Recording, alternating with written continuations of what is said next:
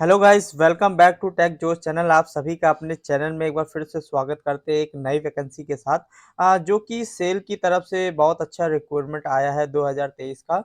जो कि ये जो प्लांट आपका रहने वाला है, बोकारो स्टील प्लांट आपका रहने वाला है, जो कि झारखंड में स्थित है।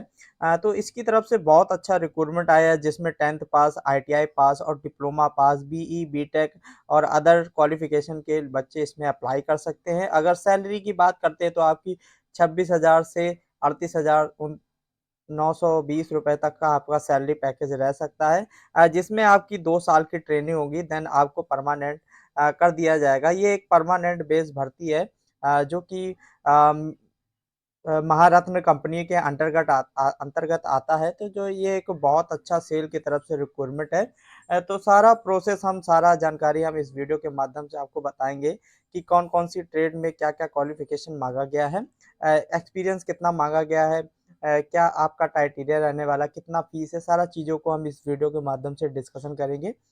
तो अगर अभी तक आपने हमारे चैनल को लाइक एंड सब्सक्राइब नहीं किया है तो जल्द से जल्द लाइक एंड सब्सक्राइब करिए और ज़्यादा से ज़्यादा लोगों तक शेयर करिए, ताकि ऐसी ही बेहतरीन नोटिफिकेशन आपके पास जल्द से जल्द आ सके। तो चलिए ज़्यादा टाइम ना लेते हुए चलिए वीडियो को आगे स्टार्ट करते हैं।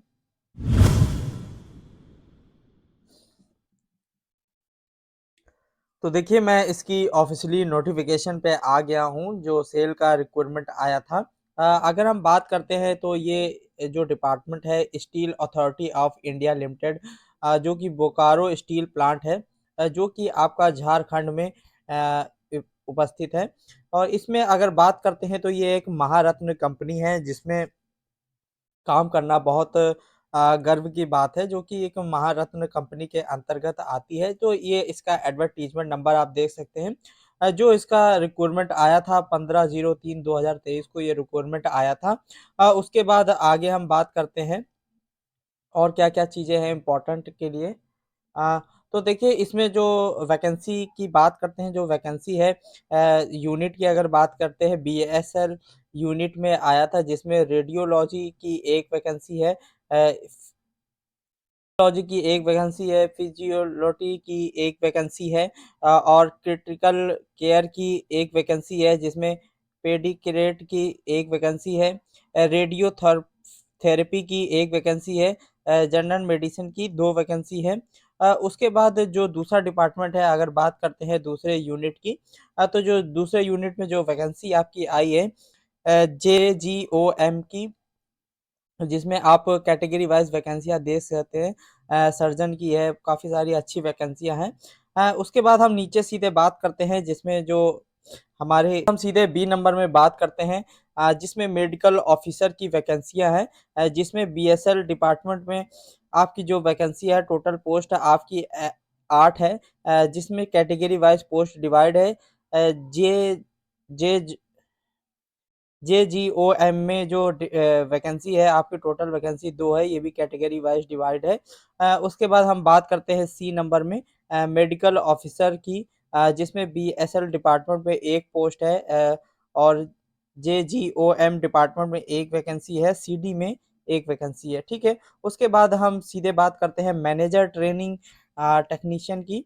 जो देखिए, मैनेजर ट्रेनिंग में जो यूनिट है जे जो ओएम में, इसमें टोटल पोस्ट आपकी 30 है, जिसमें कैटेगरी वाइज़ अलग-अलग पोस्टें डिवाइड हैं। उसके बाद ई नंबर की बात करते हैं तो असिस्टेंट मैनेजर सेफ्टी की वैकेंसी है, जो कि यूनिट जो हमारा है एसआरयू यूनिट से वैकेंसी है, जिसमें टोटल वैकेंसी आपकी 4 रहने वाली है। ये भी कैटेगरी वाइज़ अलग-अलग डिवाइड है, जैसे जनरल की 3 है, ओबीसी की 1 है। उसके बाद आगे हम बात करते हैं और क्या-क्या डिपार्टमेंट में वैकेंसी है। उसके बाद बात करते हैं पोस्ट ऑफ नॉन एग्जीक्यूटिव की पोस्ट है, जिसमें ऑपरेटर कम्स टेक्नीशियन ट्रेनिंग की ये पोस्ट रहने वाली है, जिसमें बीएसएल डिपार्टमेंट में मैकेनिकल की पोस्ट है। जिसमें बीएसएल डिपार्टमेंट की बात करते हैं तो कौन-कौन सी पोस्ट निकली है। बीएसएल डिपार्टमेंट में देखते हैं, मैकेनिकल की 15 पोस्ट है, जेजोओएम की मैकेनिकल की 16 पोस्ट है, सीडी मैकेनिकल की 3 पोस्ट है। उसके बाद बीएसएल मेटलर्जी की 8 है, बीएसएल केमिकल की 3 है, बीएसएल इलेक्ट्रिकल की 15 है, जे जो ओएम इलेक्ट्रिकल की 16 है, सीडी इलेक्ट्रिकल की 1 है, एसआरयू इलेक्ट्रिकल की 2 है, बीएसएल इंडस्ट्री ऑटोमेशन की 3 है, उसके बाद जे जो ओएम सिविल की 4 है, एसआरयू सेरेमिक्स की 1 है। तो ये आपकी जो टोटल वैकेंसी है एज़ अ कैटेगरी वाइज़ आप सभी को देख सकते हैं, ये टोटल वैकेंसी आपकी रहने वाली है। जो भी अलग-अलग कैटेगरी के वाइज़ पे डिवाइडेड हैं। उसके बाद हम बात करते हैं और कैटेगरी में देखिए क्या है, माइनिंग फोरमैन की वैकेंसी है। माइनिंग फोरमैन में जे जो ओएम की पोस्ट जो टोटल आपकी रहने वाली है 9 पोस्ट है। उसके बाद सेफ्टी अ सर्वेयर की पोस्ट है सी नंबर पे। सर्वेयर में जो पोस्ट आपके टोटल पोस्ट 6 रहने वाली है। माइनिंग मैट की आपकी टोटल जो पोस्ट है 20 रहने वाली है। तो इसमें क्या-क्या क्वालिफ़िकेशन आगे हम जानेंगे। उसके बाद ई नंबर पे भी हम देखते हैं। ई नंबर पे जो वैकेंसी है, ई नंबर पे अटेंडेंट कम technician training heavy motor vehicle की वैकेंसी है, जिसमें आपकी टोटल जो वैकेंसी है 34 है। उसके बाद माइनिंग सरदार की वैकेंसी है, जिसमें आपकी टोटल वैकेंसी 50 रहने वाली है। उसके बाद अटेंडेंस कम टेक्नीशियन ट्रेनी इलेक्ट्रिकल की आपकी पोस्ट है, इलेक्ट्रीशियन की पोस्ट है, जिसमें देखिए जो 2 यूनिट से ये वैकेंसी निकाली गई है।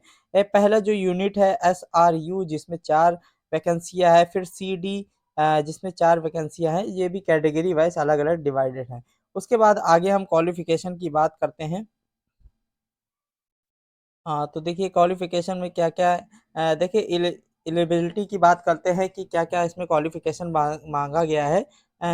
देखिए इसमें आपका पोस्ट नेम यहाँ पे दिया है, तो पहला जो पोस्ट नेम है उसके लिए जो आपकी एज रिक्वायरमेंट माँगा गया है 41 ईयर्स है, जिसमें आप पीजी डिग्री आपके पास होना चाहिए, या तो डीएनबी आपका डिसिप्लिन यूनिवर्सिटी से आपका पास आउट हैं, तो भी आप इस फॉर्म को अप्लाई कर सकते हैं। इसमें जो एक्सपीरियंस माँगा गया है वो 3 ईयर का एक्सपीरियंस है। देन उसके बाद मेडिकल ऑफिसर की है, जिसमें 34 ईयर आपकी एज माँगी गई है, जिसमें अगर आपने एमबीबीएस किसी भी यूनिवर्सिटी से पास आउट किया है, तो भी आप इस फॉर्म को अप्लाई कर सकते हैं। इसमें भी आपका 1 ईयर का मैक्सिमम आपका एक्सपीरियंस माँगा गया है। उसके बाद बात करते हैं मेडिकल मेडिकल ऑफ़िसर की, तो मेडिकल ऑफ़िसर में जो आपकी एज माँगी गई है 34 ईयर्स है, जिसमें MBBS with degree diploma in industrial health से अगर आपने किया है, तो भी आप इस फॉर्म को अप्लाई कर सकते हैं। इसमें जो एक्सपीरियंस आपका माँगा गया है 1 ईयर का एक्सपीरियंस है। देन असिस्टेंट मैनेजर सेफ्टी की अगर बात करते हैं 30 ईयर आपकी एज होनी चाहिए, जिसमें बीई, बीटेक फुल टाइम अगर आपने किया है, तो भी आप इस फॉर्म को अप्लाई कर सकते हैं। अगर आपके पास PG degree in diploma in industrial and safety से आपने किया है, तो भी आप इस फॉर्म को अप्लाई कर सकते हैं, जिनमें आपके 65% मार्क्स होना चाहिए। 55% मार्क्स उनके लिए है एससी, एसटी या पीडब्ल्यूडी से अगर आप बिलॉन्ग करते हैं, तो अगर आपके 55% भी मार्क्स है, तो भी आप इस फॉर्म को अप्लाई कर सकते हैं। उसके बाद इसमें जो 2 ईयर का इसमें एक्सपीरियंस भी माँगा गया है। उसके बाद बात करते हैं मैनेजमेंट ट्रेनी टेक्निकल एनवायरनमेंट की, तो इसमें 28 ईयर आपकी एज माँगी गई है। इसमें भी बीई, बीटेक अगर आपने फुल टाइम किया है, तो भी आप इस फॉर्म को अप्लाई कर सकते हैं, जिसमें आपका साइंस रहना चाहिए, ठीक है? उसके बाद इसमें आपके 65% मार्क्स मिनिमम होना चाहिए जनरल वालों के लिए। एससी, एसटी और ओबीसी एससी, एसटी के लिए आपका 55% मार्क्स होंगे, तो भी आप इस फॉर्म को अप्लाई कर सकते हैं। और देन इसमें अगर आपका कोई भी एक्सपीरियंस नहीं है, तो भी आप इसको फॉर्म को अप्लाई कर सकते हैं। इसमें कोई भी एक्सपीरियंस माँगा नहीं गया है। उसके बाद आगे हम बात करते हैं ऑपरेटर कम से टेक्नीशियन ट्रेनी की है, जिसमें 28 ईयर आपकी एज मांगी गई है, जिसमें मैट्रिकुलेशन होना चाहिए प्लस आपका 3 ईयर फुल टाइम डिप्लोमा होना चाहिए इंजीनियरिंग से, वो भी रिलेवेंट ट्रेड से, जिसमें आपके 50% मार्क्स होने चाहिए। अगर आप एस सी एस टी से बिलोंग करते हैं, पीडब्ल्यूडी से बिलोंग करते हैं, तो आपको 40% मार्क्स होने चाहिए। और उसके बाद इसमें कोई भी एक्सपीरियंस आपको नहीं मांगा गया। माइनिंग फोरमैन की बात करते हैं, तो उसमें 28 ईयर आपकी एज मांगी गई है, जिसमें matric calculation plus 3 year full time diploma in mining से अगर आपने किया है, तो भी आप इस फॉर्म को अप्लाई कर सकते हैं, जिसमें आपके 50% मार्क्स होने चाहिए। 40% अगर आप S C S T PWD से बिलोंग करते हैं, तो आपको इस फॉर्म को भर सकते हैं। इसमें लेकिन एक्सपीरियंस भी मांगा गया है 1 ईयर का, आपके पास क्वालिफिकेशन एक्सपीरियंस होना चाहिए। उसके बाद